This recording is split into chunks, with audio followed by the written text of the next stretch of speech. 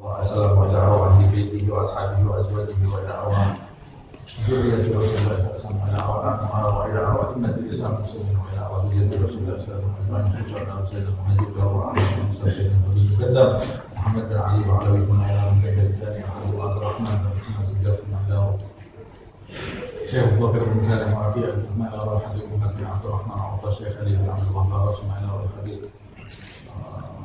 صاحب النصائح الدينية والوصايا الإيمانية حبيب عبد الله بن علوي بن محمد الحداد ثم إلى روح علي بن محمد الحشي وإلى أولاد ابن حسين عبد الغني بن عبد الحشي وإلى روح أحمد بن الحشي وإلى روح حبيب عبد الله بن محمد بن أبي الدين ثم إلى روح حبيب أبو بكر بن محمد سجاد ثم إلى روح حبيب حسن وحبيب سالم ثم إلى حبيب عبد الله بن عمر شادي ثم إلى روح محمد بن علي المالكي ثم إلى روح حبيب محمد بن سالم بن حبيب وإلى روح علي مشهور بن محمد بن سالم بن حبيب ثم إلى روح حبيب الكتب عبد الجليل بن أحمد السجاد وإلى أرواح أولياء الله من مشارق الأرض إلى مغربها وإلى أرواح أجدادنا وجداتنا وأعمامنا وعماتنا وأخوالنا وخالاتنا وإلى أرواح والدينا ووالديكم وإلى أرواح من تصدق في هذا المسجد ومن حضر فيه ومن يذكر فيه ومن يحضر مجالسه وأصولهم وفروعهم أن الله يغفر لهم ويرحمهم ويتغشاهم بالرحمة والمغفرة ويعلي درجاتهم في الجنة مع النبيين والصديقين والشهداء والصالحين بلا حساب ولا عتاب ولا فتنة ولا عذاب وأن الله يعيد علينا من بركاته وأسراره وأنواله وعلومه ونفحاته في الدين والدنيا والآخرة وأن الله يرزقنا علما نافعا وقلبا خاشعا ورزقا واسعا وعملا متقبلا يحفظنا يحفظ اولادنا يحفظ اصحابنا من جميع الفتن ومن جميع الامراض ومن جميع الذنوب ومن جميع البلاء والوباء والمصيبه ظاهرها وباطنها كبيرها وصغيرها وان الله يشفي مرضانا ويعافي مبتلانا خصوصا اخينا علوي نبيل الاسجاد واخينا ايكو سوسانتو وجميع المرضى يا شافي يا شافي لا شفاء الا شفاء شفاء لا يغادر سقما ولا الم يا كافي يا وافي يا حميد يا مجيد ارفع عنهم كل تعب شديد وفيه من الحديد والحديد والمرض الشديد والجيش العديد واجعله نورا من نورك وعزا من عزك ونصرا من نصرك بهاء من بهائك عطاء من عطائك حراسة من حراستك تأييدا من تأييدك يا ذا الجلال والإكرام ومواهب الإضافة أسألك أن تكفيهم من شر كل ذي شر إنك أنت الله خالق الأكبر وأن الله يفتح علينا فتوح العارفين فتوح المطلق فتوح المبين فتوح أمرنا في صحة وعافية يختمنا للحسنى وإلى حضرة النبي محمد صلى الله عليه وسلم بسبب الفاتحة.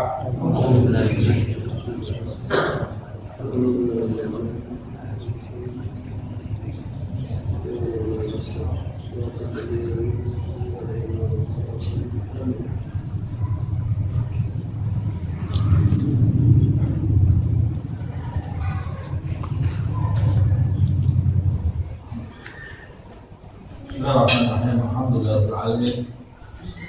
Wa shalli wa sallim ala sayyidina Muhammad wa ala ali sayyidina Muhammad wa inna ta'allum wa ta'lim wa tadhakkur wa tadhkir wa naf'a wal intifa' wal ifadah wal istifadah wal hadd ala tamassuk bi kitabillah wa sunnati rasulih wa du'a ala al-huda wa dalala ala khair ibtigha'a wajhillah wa mardatihi wa qurbihi wa thawabihi subhanahu wa ta'ala. Kita lanjutkan kajian kitab An-Nasaih Ad-Diniyah karya Al-Imam Abdullah ibn Alawi ibn Muhammad Al-Haddad.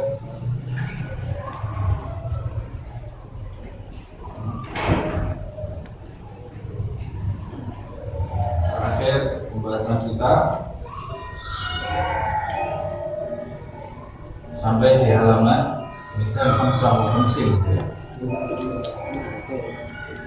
wal yahdar 255 ya. Wal yahdar qala radhiyallahu anhu wa nafa'ana bihi fid dharain. Wal yahdar kullal hadari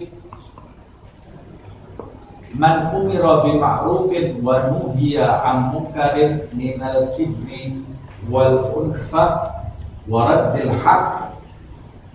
Berhati-hatilah. Kemarin kita membahas mengenai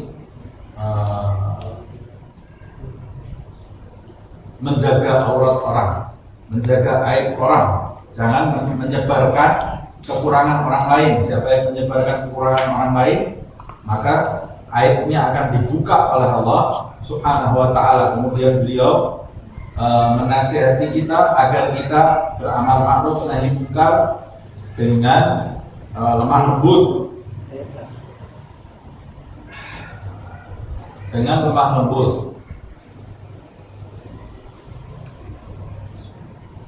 Kemudian kali ini beliau memperingatkan kita, berhati-hatilah engkau dengan sangat berhati-hati dari perbuatan sombong atau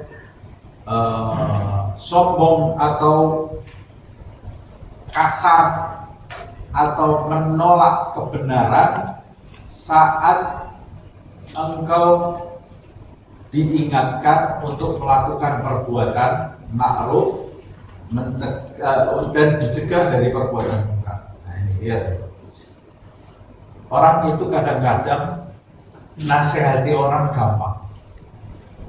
Kadang-kadang ada orang malas menasihati orang, cuek, ya, hidupnya egois. Sebagian orang dia suka menasihati orang. Wah, kalau sudah suruh nasihati orang, ngomong nggak bisa berhenti. Tapi orang yang tidak suka menasihati tadi ada kekurangannya. Dia harus perhatian kepada orang lain, peka terhadap orang. Tapi orang yang suka menasihati itu juga bisa timbul kekurangan di sana sini, yaitu ketika dia suka menasihati orang tapi dia merasa dirinya itu suci. Itu tak betul juga. Yang satu ekstrim kanan, yang satu ekstrim kiri. Kalau kamu tidak suka menasihati orang, biasanya ada orang yang egois, tidak mau urusan. Orang mau tidak sholat, mau orang berbuat maksiat, itu bukan urusan saya. Padahal ada di depannya, ada di tengah keluarganya. Dia sholat sendiri, taat sama Allah, taat sendiri. Kalau ditanya, kenapa kamu nggak nasihati? Padahal dia malas ini. Alasan dia, saya ini masih kotor, saya belum pantas menasihati. Padahal dia malas, egois. Ini orang salah kan ya. Sebaliknya, ada orang gemar menasihati orang. Kalau ditanya, kamu kenapa sih gemar menasihati orang? Oh, ini perintah dari Allah SWT. Padahal dia gemar menasihati orang itu karena merasa dirinya sok suci. Ini juga salah. Dua-duanya itu ada kekurangan di sana sini. Jadi yang betul bagaimana? Yang betul itu kamu harus perhatian kepada orang. Kalau ada orang yang kurang, kamu beri sesuatu yang bisa melengkapi orang lagi. Orang salah kamu luruskan. Tapi di samping itu kamu merasa diri kamu tidak lebih baik dari orang tersebut. Nah, ciri-cirinya orang yang punya perhatian seperti ini, dia ini bisa memberi nasihat dan dia bisa menerima nasihat. Nah, bukan cuma memberi nasihat saja. Ada orang seperti golongan darah apa itu? Golongan darah yang bisa memberi tapi tidak menerima. Golongan darah O. Kayak golongan darah O ini, misalnya memberi, menerima tidak bisa. Nah, ada orang seperti itu. Kalau suruh ngasih nasihat, bersilat lidah dia, nasihatnya dengan memukau, bahasanya dengan kritis. Begitu ada orang memberi nasihat, langsung, siapa ini orang mau ngasih nasihat saya? Kamu ini sih di mana level kamu? Siapa kamu ini mau memberi nasihat saya? Hati-hati dari perbuatan seperti ini. Hati-hati, karena Allah itu tidak menugasi kamu sebagai penasihat. Allah ini tidak melantik kamu sebagai penasihat di muka bumi, tapi Allah memerintahkan kamu untuk saling mengingatkan. Saling mengingatkan. Perintahnya di dalam ayat apa? Wa tawasau. Apa artinya tawasau? saling wasiat mewasiati. Berarti suatu saat kamu juga akan diingatkan orang. Kamu harus siap diingatkan orang. Dan bahkan seharusnya kalau ada orang menasihati kamu, kamu terima kasih terhadap orang tadi. Bukan kamu tambah marah. Kalau kamu dinasihati orang, kamu marah, berarti kamu tidak paham amar ma'ruf nahi munkar. Hakikat amar ma'ruf nahi munkar itu kamu tidak paham. Amar ma'ruf nahi munkar itu untuk saling melindungi yang satu dengan yang lain. Untuk saling melindungi. Nabi saja musyawarah. Nabi maksum, tidak ada dosanya, selalu berhubungan dengan Allah Subhanahu wa Ta'ala, musyawarah. Nabi Muhammad ini musyawarah kepada sahabatnya. Nabi Muhammad waktu perang Badar menentukan posisi. Ini posisi kita di sini. Ada sahabat datang ke Rasulullah. Ya Rasulullah, ini yang kamu tentukan ini wahyu dari Allah atau ide kamu? Kata sahabat, enggak, ini bukan wahyu, ini saya yang menentukan, kata Rasulullah SAW. Oh, kalau gitu menurut saya tidak tepat ya Rasulullah. Yang tepat di sebelah sini. Kata Rasulullah, kenapa alasannya? Ya, karena kalau di sebelah sini ini mengarah kepada danau yang ada cekungan tanah berisi air. Nanti kalau orang-orang musyrik minum di sini, pasti mereka kehausan. Masuk ke tempat air itu, kita hujani mereka dengan panah dari atas. Kata Rasulullah, saya terima ini idenya. Rasul ini ngajarkan yang dilihat ya, Rasul ini bukan otoriter. Menerima nasihat. Nabi Muhammad Mi'raj berjumpa dengan Allah, menerima nasihat, menerima usulan. Nah, kamu ini siapa? Nabi bukan, ilmu pas-pasan, semua orang munafik semua, yang paling suci kamu. Semua orang kecil semua, yang paling besar kamu. Siapa kamu ini? Tidak terima, kok jadi golongan darah? Oh, ini siapa yang jadi kamu? Tidak terima nasihat, bisa itulah. Tidak menerima nasihat, hanya memberi nasihat. La haula wala quwwata illa billah. Hati-hati. Hati-hati dari perbuatan menolak nasihat. Hati-hati. Ya, contohnya wal qaul li amirihi wa nahihi, dan mengucap kepada orang yang ini bukan buat siapa, bukan buat kalangan khusus, untuk siapapun ya. Dan mengucap bagi siapa yang mengajak kepada ma'ruf atau mencegah dirimu dari perbuatan munkar, kamu ucapkan kepadanya, alaik nafsak, urus diri kamu sendiri. Tidak usah urus saya, urusannya orang. Urus diri kamu sendiri. Hati-hati. Hati-hati. Ini ciri-ciri kaum terdahulu yang dilenyapkan oleh Allah Subhanahu wa Ta'ala dari muka bumi. Ya, ciri-cirinya seperti ini. Di antaranya kaumnya Nabi Nuh alaihissalam. Kata Nabi Nuh di dalam ayat Al-Quran, wa inni kullama da'awtuhum litaghfira lahum ja'alu asabi'ahum fi adanihim wastaghshaw thiyabahum wa asarru wastakbaru istikbara. Kata Nabi Nuh ini ya. Nabi Nuh ini ngadu kepada Allah Subhanahu wa Ta'ala, ya Allah, ini kaumku ini bagaimana? Setiap aku mengajak mereka menuju kepadamu agar engkau mengampuni mereka, menyeru supaya dapat ampunannya Allah Subhanahu wa Ta'ala, ja'alu asabi'ahum fi adanihim, mereka sumpalkan, jejalkan jari-jari mereka ini ke telinga, padahal telinga itu cukup muatnya satu jari kan, tapi karena mereka ini dari penolakan mereka ini keras terhadap nasihat, sampai Nabi Nuh itu hiperbol ngomongnya, jari-jarinya ini disumpalkan di telinga, padahal cuma muat satu, telinga ini cuma muat satu jari. Dari mereka itu betul-betul tidak mau mendengarkan nasihat, alergi terhadap nasihat.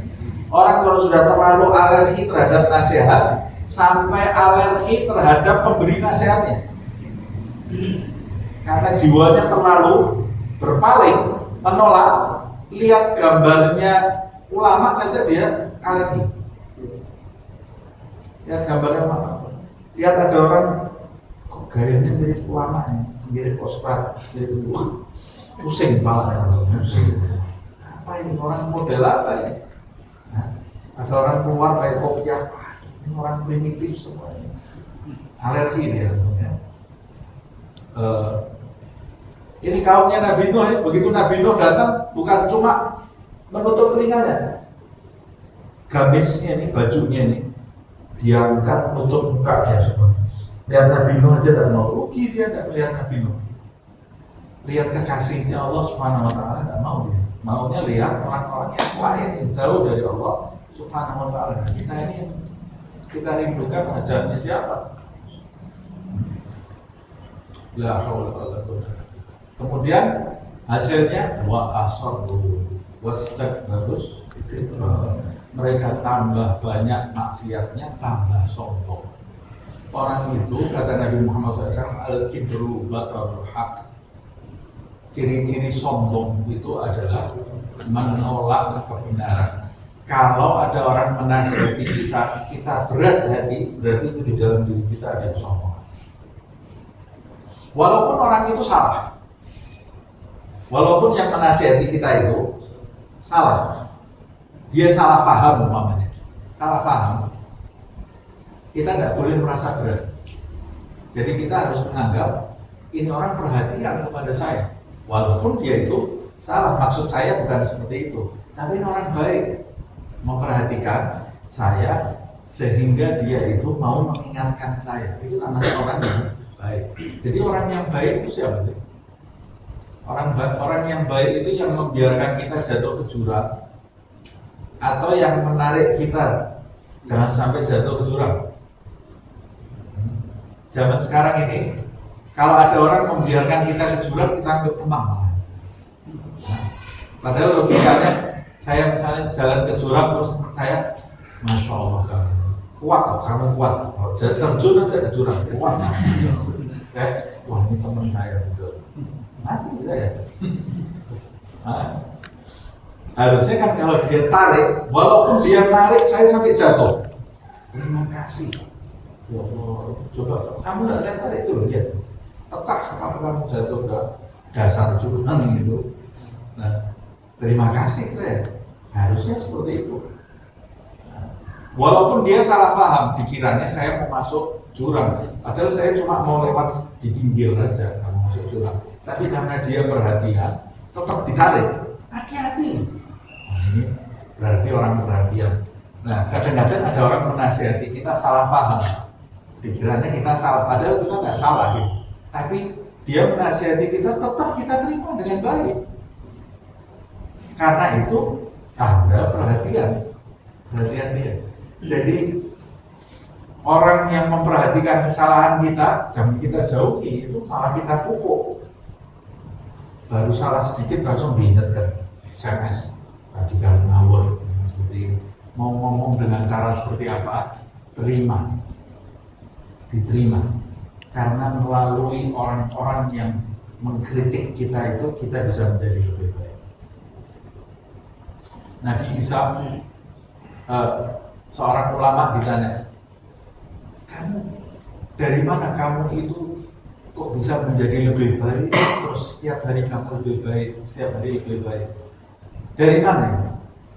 Kata ulama tadi, dari orang-orang yang membenci saya. Orang-orang yang membenci saya itu saya anggap cinta kepada saya. Kok bisa? Ya, karena melalui mereka itu saya jadi lebih baik, saya jadi lebih waspada. Setiap saya salah sedikit langsung dihujat, ketika itu saya terima, kemudian saya perbaiki diri saya jadi lebih baik. Jadi jangan kita benci orang-orang yang menghujat kita ini. Walaupun cara mereka salah, tapi kita jangan meniru cara mereka ketika mengingatkan orang. Nabi Isa ketika ditanya, wahai Nabi Allah, dari mana kamu mendapatkan pembelajaran sehari-hari? Kamu ini belajar dari siapa? Kata Nabi Isa, dari orang-orang yang bodoh di sekitar saya. Loh, kok bisa belajar sama orang bodoh? Kok bisa kamu belajar dari orang-orang bodoh? Iya, saya lihat kebodohan-kebodohan mereka, lalu saya belajar, tidak saya tiru. Ada orang berbuat bodoh celaka. Saya pelajari, oh gara-gara ini dia celaka. Saya tidak mau seperti dia. Saya hindari perbuatannya, saya jadi pintar. Selamat saya. Nah, Allah kan menceritakan juga ke kita. Allah ini menceritakan kita ulahnya hamba-hamba yang bodoh di dalam Al-Quran. Fir'aun, Haman, hamba-hamba yang bodoh itu Namrud, Abu Lahab, itu bodoh semuanya. Qarun. Ceritakan, kita kalau mau ambil pelajaran jangan ditiru. Nanti kita selamat. Kita selamat dari hal-hal yang bodoh. Nah, alhasil pada intinya jangan menolak nasihat. Karena menolak nasihat itu ciri-ciri orang sombong. Umpamanya kamu mengucapkan urus diri kamu sendiri, nggak usah ngurusi masalahnya orang. Kalau orang di luar sana mengucap seperti ini pantas. Kalau kita sudah baca kitab Nasihat Diniyah, tidak boleh punya kayak gini ya. Ini bukan kelas kita dalam tanda kutip. Kita harus lebih pintar dari orang-orang yang tidak hadir majelis. Kalau ada anak majelis dinasihati marah, waduh ini tidak lulus ini dia dari majelis. Kamu hadir majelis berapa tahun sudah? Saya hadir majelis, alhamdulillah saya hadir majelis sudah 10 tahun, 20 tahun. Kok dinasihati ngamuk? Tidak lulus kan, sudah dapat sertifikat dulu di majelis itu ya. Walaupun sudah dikenal di mana-mana ahli majelis, kamu belum pantas disebut anak majelis ini. Anak majelis kok menolak nasihat, itu bukan anak majelis. Anak majelis itu mencari nasihat. Kalau ada orang nasihati kita tanpa kita meminta, itu berarti gratis, kita tidak usah nyari, sudah dinasihati, alhamdulillah. Terima kasih. Nah, caranya supaya mudah diantaranya, hadirkan orang-orang yang bergerak di sekitar kita ini, yang menggerakkan siapa? Yang menggerakkan siapa? Kalau ada orang datang menasihati kita, secara tidak langsung Allah sudah menasihati kita melalui mulut orang. Kalaupun ada orang nampar kita ditempeleng sama orang, ini mesti kita punya salah apa ini? Ditempeleng sama Allah, dijewer sama Allah, diingatkan. Nah, hadirkan setiap ada kejadian di sekitar kita ini, hadirkan ini peringatan dari Allah Subhanahu wa Ta'ala. Jangan lihat orang itu, lihat penggeraknya yaitu Allah Subhanahu wa Ta'ala.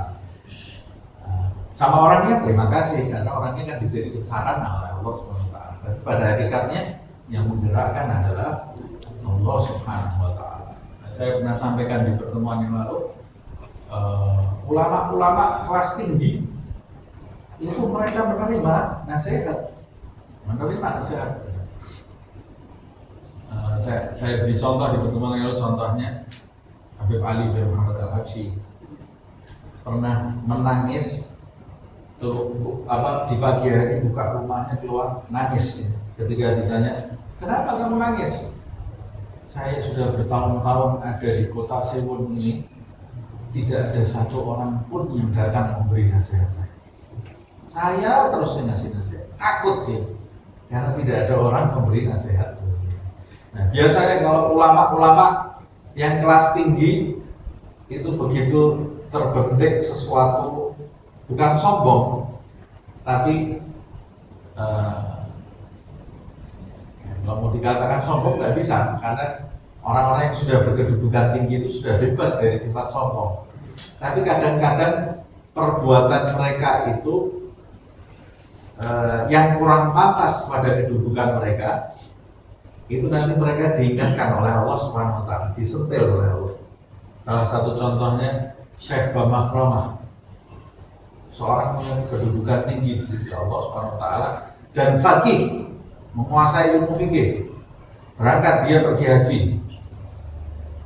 Nah, di hari-hari seperti ini ya, pergi haji dia dari Hadramaut, Yaman bagian selatan, berangkat berhari-hari sampai ke kota Mekah.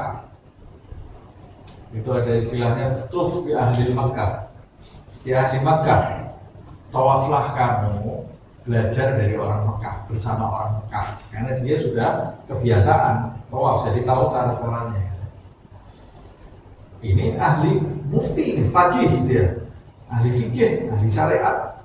Turun dari ontanya dia, ada satu anak kecil, datang ke Syekh Makromah ini, mau saya pandu tawaf. Anak kecil ini ya, orang Mekah, mau saya pandu untuk tawaf. Ini ahli fikih ini. Ketawa saya bapak rumahnya, ketawa. Anda terima kasih, terima kasih. Sudah jalan dia masuk ke Masjidil Haram. Sampai Masjidil Haram, sholat tahiyatul masjid. Saya Masjidil Haram. Allah, baru mau takbir. Allah, anak kecil tadi nepuk. Syekh, mau sholat apa ini? Mau sholat tahiyatul masjid. Kata saya kata anak kecil tadi, di Mekah tidak, di Masjidil Haram tidak ada tahiyatul masjid. Tahiyatul masjidnya Masjidil Haram itu tawaf. Kalau di masjid sini tahiyatul masjid sunnah, tapi kalau di Masjidil Haram tidak ada tahiyatul masjid.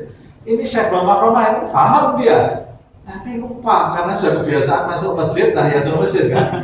Dia masuk Masjidil Haram, Allah diingatkan, subhanallah, saya diingatkan oleh Allah. Sedikit meremehkan anak kecil ini, anak kecil kok mau mandu ahli fikih. Diingatkan, langsung diingatkan sama anak kecil ini, di Mekah, di Masjidil Haram tidak ada tahiyatul masjid. Akhirnya sudah pandu saya, dia tidak tahu doanya semua sudah hafal, dipandu sama anak kecil, ngikuti dia dari belakang, dibayar. Ini anak kecil ini cari kerjaan gitu ya, untuk dibayar. Ini biasanya kalau Allah cinta kepada hambanya itu langsung diingatkan. Ada lagi seorang ulama besar. Ini ada di kitab-kitab, tapi ceritanya tidak semua orang bisa percaya. Keramat itu ada. Nabi Sulaiman bisa bicara dengan binatang. Wali-wali itu juga bisa bicara dengan binatang. Suatu hari ada seorang ulama besar naik kapal. Kapalnya ini tiba-tiba diterjang oleh badai yang sangat dahsyat. Sampai kapalnya itu ke kanan ke kiri. Ini ada di kitab, bukan cerita Kancil Kaum Timun ini ya. Dihantam badai ke kanan ke kiri. Orang yang di kapal itu semua ketakutan semua. Datang ke ulama ini. Wahai Syekh, minta tolong kepada Allah Subhanahu wa taala supaya kita selamat semuanya. Tolong saya doa sekarang kepada Allah, doa. Tiba-tiba ulama ini teriak, ya Buhair. Jadi dia ngomong sama laut ini, laut yang ganas ini, diajak ngomong. Tapi dia panggilnya laut yang luas itu dipanggil sama dia Buhair. Buhair itu isim tasghir. Jadi di Arab itu ada isim tasghir namanya. Kayak Hasan, Husain. Husain itu Hasan kecil. Bahar, Buhair. Hei laut kecil, laut yang ganas itu dipanggilnya dia laut kecil. Ulama besar itu, dia ilmunya luar biasa ini. Hei laut kecil, uskun fa inna fawdaka bahar. Hei laut kecil, tenang karena di atasmu ada laut besar. Laut besar itu maksudnya dia. Tenang betul lautnya. Lautnya ini tenang betul. Wah, orang langsung alhamdulillah. Tapi ada sedikit sombongan itu. Tiba-tiba Allah mutus ikan dari, nah ini yang khayal nih. Kalau orang dengar ini kan biasanya ini cerita Kancil. Tapi kalau saya percaya aja, itu keramat itu ada ya.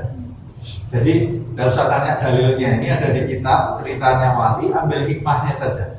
Kalau tidak mau percaya, ambil hikmahnya saja. Kalau mau percaya lebih bagus lagi, karena Imam Junaid al-Baghdadi wali besar, dia mengatakan mempercayai keramat-keramat kita adalah setengah dari kewalian. Kalau kamu percaya sama keramatnya wali, kamu itu sudah dapat setengahnya kewalian. Kalau nolak keramat, ya mungkin jadi wali kamu setengahnya aja. Keramat aja gak percaya, kamu jadi wali. Tapi wali betulan, bukan wali murid ini ya. Akhirnya Allah mengutus ikan keluar dari samudra, dari lautan keluar kan. Ikan kecil kan. Ikan itu bisa ngomong bahasa Arab ikannya. Siapa tadi yang bicara dirinya ini samudra, yang mengatakan dirinya lautan itu siapa? Kata dia, karena ini wali sudah tidak heran lihat ikan bicara, saya yang lautan. Kata dia, jangan ngaku-ngaku, kata ikan ini. Kalau kamu lautan betul, kamu berarti bisa menjawab pertanyaan saya.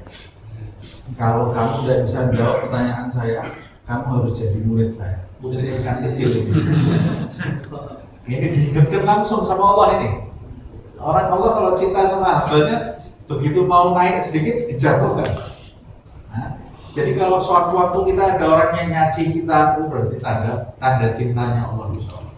Nah, ada yang menghujat kita, mengkritik kita. Kalau lihat kita senang nunggu salahnya kita, itu berarti wah ini tanda cintanya Allah kepada kita. Saya ini diingatkan terus supaya tidak sombong. Kata ikan ini, saya kalau kamu tidak bisa jawab pertanyaan dari saya, kamu harus jadi murid saya. Ayo, kok dari kamu, murid saya ini ulama semua, ini ikannya mana? Muridnya dia ini ulama semua ini. Ayo apa pertanyaan? Kata ikan ini, seorang istri kalau suaminya oleh Allah dirubah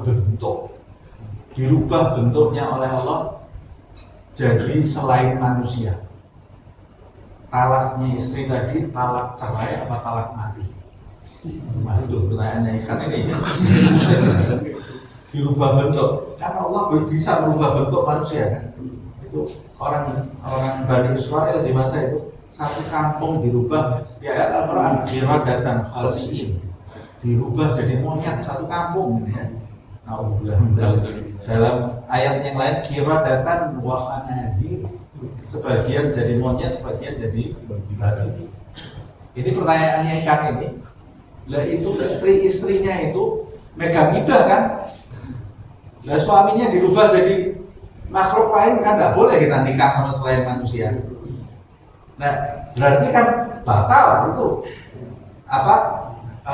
cerai secara langsung. Idahnya istrinya itu idah talak atau idah kematian. Kalau idah talak 3 kali masa suci. Kalau idah kematian 4 bulan 10 hari. Idahnya apa itu bagi istrinya? Pusing ini. Pernah ada yang nanya ikan ini ya, nanya seperti ini. Akhirnya dia, wah saya nggak tahu saya ikan ini. Kata ikan ini, kalau dirubah bentuk oleh Allah jadi makhluk hidup, jadi binatang, berarti idahnya idatul hayat. Idahnya orang dicerai. Karena suaminya masih ada, cuma berubah bentuk. Tapi kalau dirubah bentuknya oleh Allah jadi benda mati, dirubah jadi batu. Mau tidur jadi batu. Kalau cerita adat itu siapa ya? Malin Kundang ya. Dirubah jadi batu. Berarti idahnya istrinya idah wafat, idah tua. Wah, ini sudah saya akui kamu guru saya. Gurunya ikan kecil yang nulis di kitab di antara guru-guru saya sama ada ikan kecil di lautan. Diingatkan oleh Allah Subhanahu wa Ta'ala. Subhanallah. Termasuk diantaranya Nabi Yunus. Nabi Yunus itu ditinggal kaumnya karena menurut penglihatan dia diberi kelebihan oleh Allah SWT. Kaumnya ini tidak beriman. Kaumnya tidak ada yang beriman. Tidak salah Nabi Yunus. Tapi salahnya Nabi Yunus, seorang nabi itu tidak boleh memutuskan sesuatu kecuali atas perintah Allah. Ditinggal kaumnya, dihukum Nabi Yunus oleh Allah SWT, ditelan oleh ikan itu kan. Tapi gara-gara Nabi Yunus salah ngambil keputusan itu, kaumnya itu yang tadinya menurut penglihatan Nabi Yunus tidak ada yang beriman, sama Allah dirubah jadi beriman. Memang Allah sudah mau mengatur seperti itu. Nah, di peringatan langsung dari Allah Subhanahu wa ta'ala. Jadi kalau ada orang datang memberikan kepada kita nasihat, itu berarti Allah cinta kepada kita. Allah cinta kepada kita. Jangan ditolak. Itu rezeki. Nasihat itu adalah rezeki. Jangan pernah menolak. Walaupun cara menasihatinya tidak benar. Terima.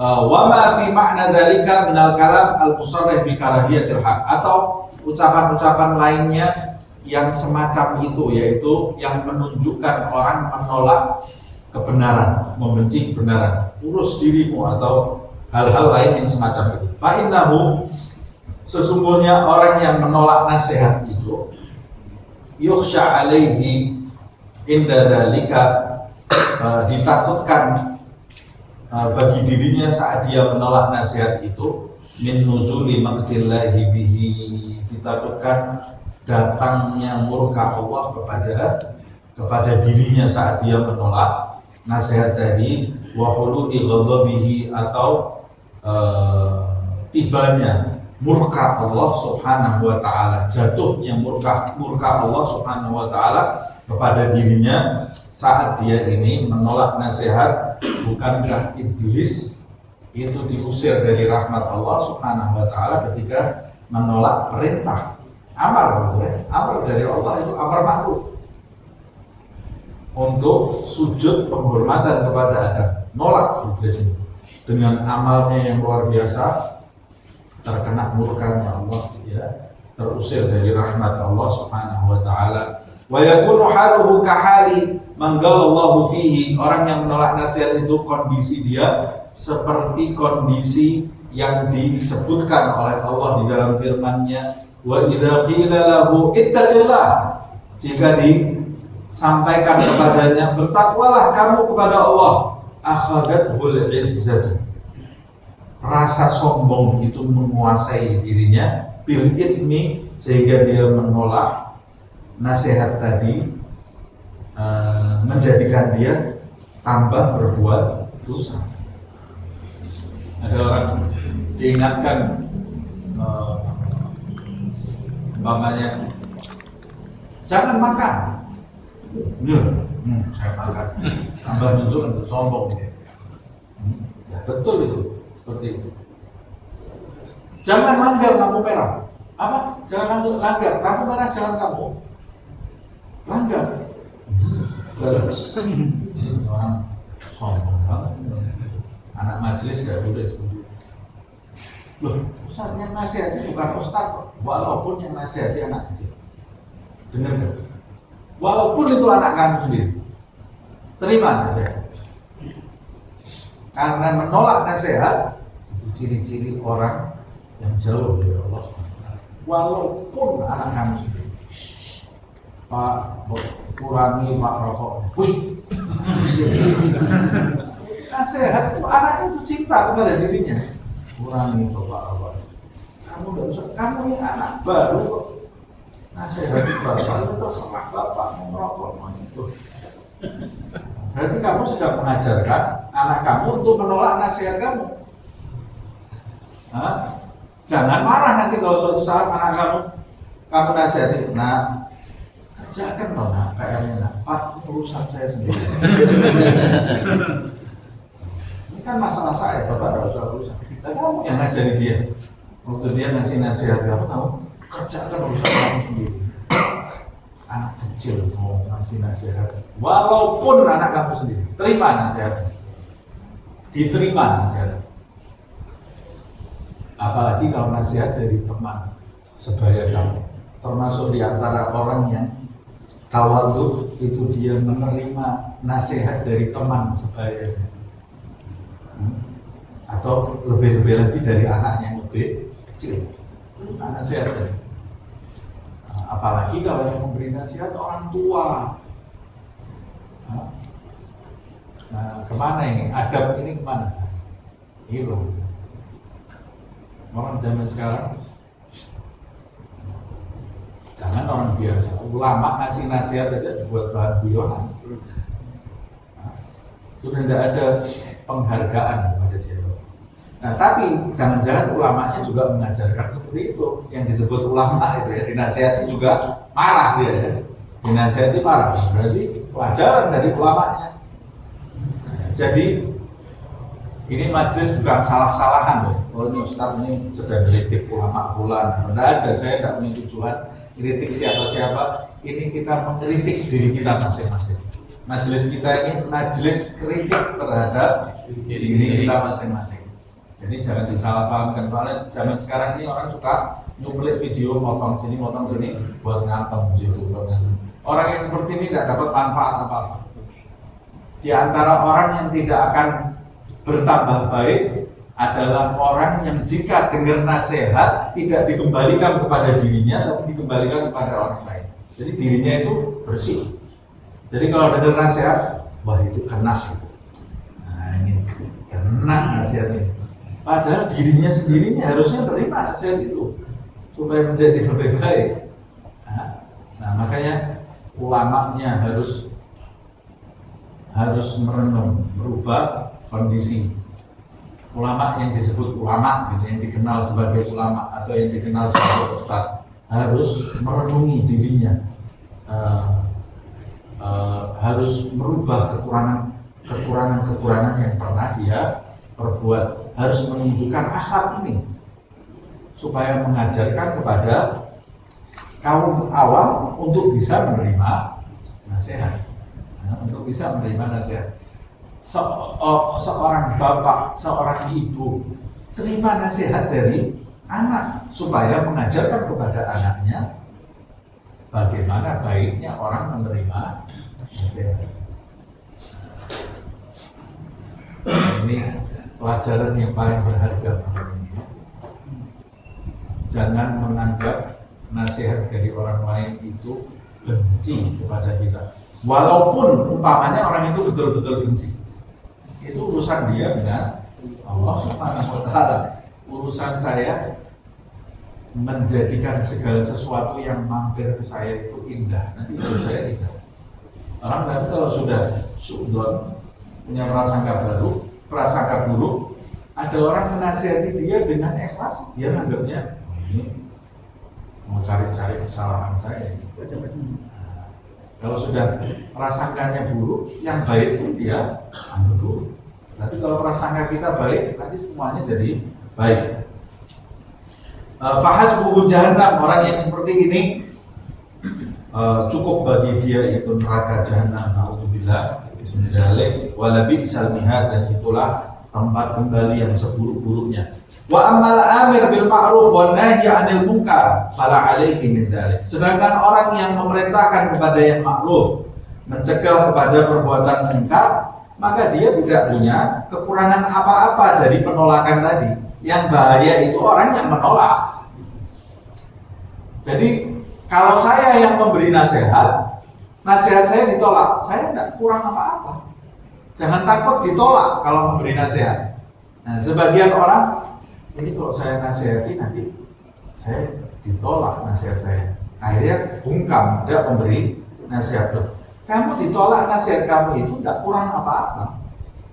Itu seperti kamu menawarkan bantuan kepada orang, orangnya tidak mau, ya sudah selesai. Nasihat itu seperti itu. Jadi jangan pernah bungkam dari nasihat karena takut ditolak. Sebab kalau orang itu menolak nasihat kita, itu bukan tanggung jawab kita. Asalkan kita memberi nasihatnya dengan baik ya, dengan hikmah wal mau'izatil hasanah, bukan memberi nasihat dengan cara yang salah. Wa in rudda alaihi qawluhu kana aglab fi thawabihi wa a'zam fi ajrihi. Andai kata nasihatnya itu ditolak, maka pahala dan balasan bagi dia, balasan kebaikannya akan lebih besar lagi. Orang memberi nasihat, nasihatnya dijalankan, pahalanya besar. Ditolak, pahalanya lebih besar lagi. Tapi jangan berdoa mudah-mudahan ditolak. Karena kalau diterima nasihat kita juga bisa besar, dari sisi yang lain bisa besar. Kalau ditolak, pahala kita besar dari sisi kesabaran kita. Kalau diterima, pahala kita besar dari sisi nasihat kita diamalkan. Setiap dia mengamalkan nasihat kita dapat pahalanya terus. Nah, jadi orang beriman itu diterima nasihatnya, untung, ditolak juga untung. Orang beriman itu tidak ada yang rugi. Dapat nikmat, syukur, dapat untung. Dapat ujian, sabar, dapat untung juga. Kata Rasulullah pernah suatu ketika senyum. Ada sahabat, ya Rasulullah, kenapa kok senyum? Ajab tuh diambil mukmin. Kata Rasulullah, aku ini takjub dengan kondisinya orang beriman. Kenapa ya Rasulullah? Orang beriman itu dikasih nikmat, syukur, dapat pahala. Dikasih ujian, sabar, ya dapat pahala. Untung semua, tidak pernah rugi. Itu kondisi orang beriman. Fal yasbir wal yahtasib. Maka ketika kamu mengetahui pahalanya lebih besar, maka hendaklah kamu itu ketika ditolak dakwahmu, nasihatmu, hendaklah kamu bersabar. Fal yasbir wal yahtasib, dan menjadikan segalanya itu kau tujukan untuk Allah Subhanahu wa ta'ala. Jadi ditolak, yang penting Allah Subhanahu wa ta'ala menerima saya. Dakwah saya ditolak tidak ada masalah, yang penting dakwah saya ini diterima oleh Allah Subhanahu wa ta'ala. Nah, kita harus sabar. Apalagi kalau yang kita dakwahi itu anak kita sendiri. Kalau kita baru sekali ngasih nasihat kemudian mutung, ngasih nasihat anak kita, nah sholat, nah nggak usah ngurus bapak, saya ini punya masalah sendiri. Terus kita, nasihat saya ditolak, sudah terserah anak saya. Terus apa yang mau mengingatkan anak kita? Bapaknya sendiri tidak mau mengingatkan, ibunya sendiri tidak mau mengingatkan. Terus yang mau mengingatkan siapa? Tetangganya. Bapak, orang tuanya sendiri tidak mau mengingatkan, masa tetangganya yang mau suruh mengingatkan? Spekulasi. Nah, kalau bukan bapaknya yang mengingatkan, terus siapa lagi? Jadi jangan putus asa ketika dakwah kita itu ditolak. Nabi Nuh itu berdakwah 950 tahun dakwah. Kita baru 2 hari sudah mutung, putus asa, ditinggal. Jangan. Nanti dakwah kita tergolong gagal atau tidak? Gagal berhasilnya dakwah kita ini tidak tergantung dari orang menerima dakwah kita atau tidak menerima dakwah kita. Oh, majelis saya yang datang 1 orang, gagal majelis saya? Tidak gagal. Majelis saya yang datang 30.000 orang, berhasil berarti dakwah saya? Belum tentu juga. Belum tentu. Jadi dakwah saya ini berhasil atau tidak tergantung dari apa? Tergantung dari saya ketika berdakwah itu diridhoi oleh Allah atau tidak. Kalau tidak diridhoi oleh Allah, walaupun pengikut saya ini 30 juta orang, ya dakwah saya itu gagal dakwah saya, karena saya tidak dapat ridha Allah Subhanahu wa ta'ala melalui dakwah saya. Tapi kalau saya mendapat ridha Allah ketika saya berdakwah, walaupun tidak ada yang mendengarkan, tidak ada pengikutnya, tidak punya pengikut saya, nanti ketika di hari kiamat ditanya oleh Allah, siapa yang menjawab dakwah kamu? Tidak ada itu. Tidak ada orang. Tidak ada orang yang mendengarkan dakwah saya. Saya buka majelis, tidak ada yang datang, saya ngasih nasihat, tidak ada yang mau dengar. Siapa yang kamu tuju? Yang saya tuju cuma Engkau ya Allah. Dakwah kita itu berhasil. Di mata Allah Subhanahu wa ta'ala berhasil. Jadi pada intinya orang yang berdakwah itu menjalankan perintah, selesai. Urusan diterima atau tidak itu bukan urusan kita.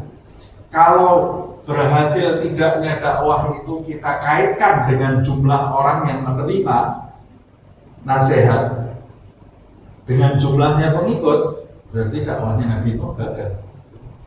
Mungkin enggak dakwahnya Nabi gagal? Enggak mungkin lah. Tidak mungkin dakwahnya seorang Rasul gagal. Maksud dakwah kamu lebih berhasil dari dakwahnya Rasul? Ya enggak mungkin lah. Tidak mungkin dakwah seorang Rasul itu gagal. Rasul itu semua berhasil dalam berdakwah. Tapi Nabi Nuh pengikutnya, kata Allah, tidak ada yang beriman illa galil, kecuali sedikit. Sedikit sekali yang beriman kepada Nabi Nuh, malah yang paling banyak binatang ikut di kapalnya itu. Kalau orang cuma berapa lintir orang, anaknya Nabi Nuh sama istrinya aja ikut tenggelam. Berarti gagal tak Nabi Nuh dalam mendidik anak istri? Tidak gagal. Tidak gagal. Yang salah itu anak istrinya, bukan salahnya Nabi Nuh. Nabi Nuh dakwahnya berhasil karena dia melalui dakwahnya itu diridhoi oleh Allah Subhanahu wa Ta'ala. Kita ini mulai harus meluruskan cara pandang kita. Jadi berdakwah itu bukan cari follower, bukan cari pengikut, tapi berdakwah itu cari ridho Allah Subhanahu wa Ta'ala.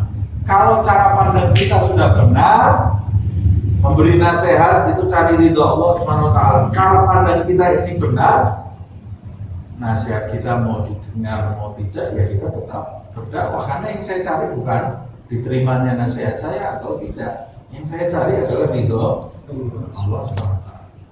Kembali lagi, asalkan kita memberi nasihatnya dengan cara yang benar, bukan ngawur memberi nasihatnya. Makanya kalau belajar mengenai amal ma'ruf nahi munkar ini harus lengkap, harus dari awal, nanti diikuti dari awal. Saya sudah menjelaskan cara berdakwah itu juga harus benar, mengemas nasihat itu juga harus baik, karena kita mau berjualan sesuatu yang baik harus dengan cara yang baik. Jadi kita harus mengharap objek dakwah kita ini bisa kembali kepada Allah Subhanahu wa Ta'ala, karena kita cinta kepada mereka, rahmat kepada mereka, belas kasih kepada mereka, walaupun pada hakikatnya yang kita tuju dari semua ini adalah ridho Allah Subhanahu wa Ta'ala. Nah, ini yang bisa kita pelajari dari pertemuan kali ini. Sedikit-sedikit satu paragraf, tapi kita bisa memahami dengan lebih dalam ya. Kalau mungkin tinggal 3 halaman lagi kita masuk ke pasal yang lain. Semoga Allah Subhanahu wa Ta'ala menjadikan kita termasuk orang yang mendengarkan nasihat dan mengamalkannya di dalam kehidupan sehari-hari. Di dalam kehidupan sehari-hari ikhlas, mengharapkan ridho Allah Subhanahu wa Ta'ala dan diterima amal ibadah kita oleh Allah Subhanahu wa Ta'ala. Amin ya rabbal alamin. Ya Rabbana ta'arafna bi anna ta'arafna wa annana asrafna ala ladha asrafna fatub alaina tawbah taghfir li kulli hawbah wastur lana al-awrati wa hami min rawati waghfir li walidina rabbi wa mauludina wal ahli wal ikhwani wa sa'iril khillati wa kulli dhi mahabba aw jiratin aw sohbah wal muslimina ajma' amin ya rabbi isma' fadlan wa judan manna la biktisabin minna bil mustafa rasulina bi kulli suri bil mustafa rasulina bi kulli suri bil mustafa rasulina bi kulli suri salla wa sallam rabbi alaihi adal habbi wa alihi wa sahbihi idada tashis sahbi walhamdu lillahi fil badli wa tanahi. Subhanallahi wa bihamdihi,